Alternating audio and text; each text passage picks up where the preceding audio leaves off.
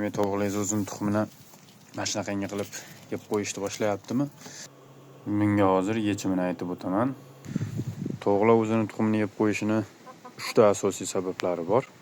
Birinchi sabablari tovuqlar uchun kalsiy yetishmasligi bo'ladi.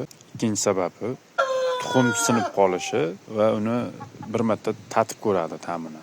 O'shandan keyin ularga yoqib qoladi ta'mi va kunlik yeyishni boshlaydi. Uchinchi sabab esa stress va issiq joy yoki tor joyda hisobidan bo'ladi. Ularga endi qanday qilib yechim topamiz? Asosiy yechim joylarini to'g'irlash kerak. Birinchi o'rinda kengroq, tuxum tug'adigan joyi sal bo'lsa ham qorong'iroq bo'lishi kerak. Kalsiy. Buni qayerdan olasiz kalsiyni?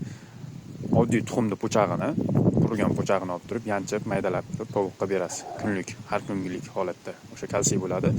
Yoki bo'lmasa baliq unini bersangiz ham bo'ladi. U ham kalsiy, o'ziga vitamin bo'ladi. O'shanda tovuq tuxumlarni yeyishni to'xtatadi. Keyin stress holatiga tushishi. Stress holatiga ham ortiqcha yorug'lik sababli tushadi. Ilojini boricha tuxum tug'adigan joyini qorong'iroq qilish kerak.